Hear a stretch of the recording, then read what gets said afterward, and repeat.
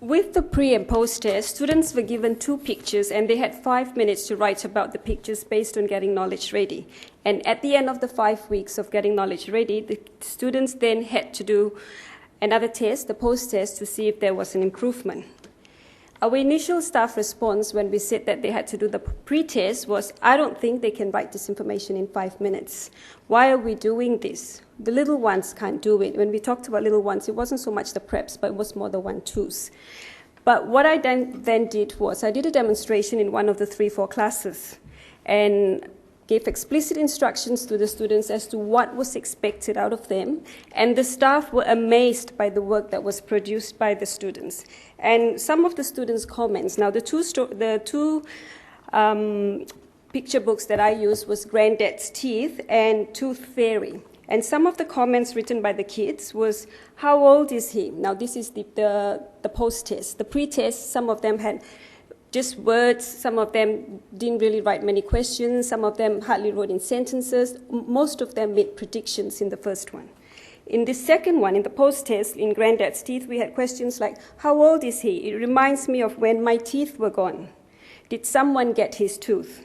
It reminds me of my granddad, he doesn't have teeth.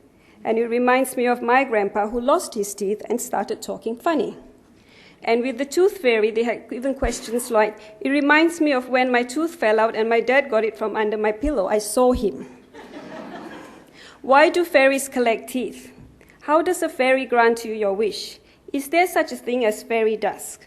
How does the fairy carry the tooth? So these were some of the responses from the grade 3-4 students. And we found that most of the students, when they did their pre-test, could only come up with a few sentences, but the improvement was remarkable in the post-test. They made predictions, they asked what could happen in 10 minutes, they asked questions. And in the 5-6s, and that was very impromptu, after I've done the test with them, I thought, okay, why don't we do a self-evaluation? We didn't think about that before, but just as they were doing the test, I asked them after that to do a self-evaluation on what they had done. And some of the comments were, I used to write only predictions, but now I ask questions and words. I ask questions and I wonder what could happen in 10 minutes or 3 hours or 3 years based on what is given to me. I've made predictions and asked questions, but I could have written about what might have happened in 10 minutes. So that was their self-evaluation. And with staff feedback, we have one of the grade 1-2 teachers say when she was working out meanings of new words, this is after we've done getting knowledge ready and vocabulary, students were telling her, let's use our meaning-making motto. So the students themselves were using that same language. And with one of the other teachers, she said, I did your getting knowledge ready and vocabulary only because I was told to do it. But now I can see the value of it. The students are asking questions, trying to work out meanings of words without looking them up in the dictionary. And they're starting to even think of synonyms before I ask them.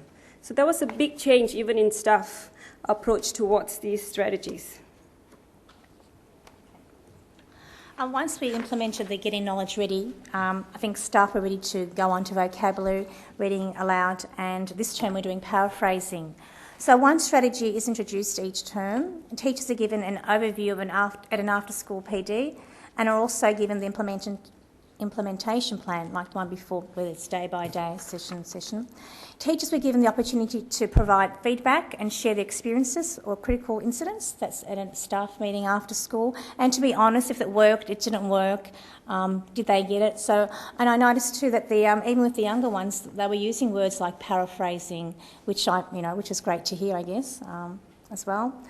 We initially planned for 5 lessons per week, but after the feedback, we've cut it down to 3 to allow teachers to focus on the other aspects of literacy. Okay.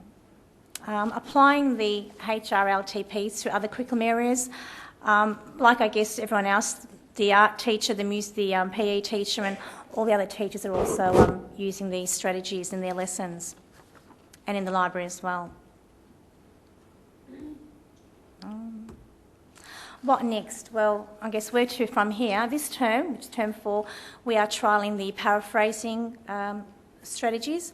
Next year, in term 1, we hope to revisit the 4 strategies that were introduced this year. And in term 4 and term 2 to term 4 next year, we're going to trial the rest of the 7 HRLTPs. And hopefully by the end of 2010, we expect at least a 15% improvement in our overall school literacy levels. That's all. Thank you.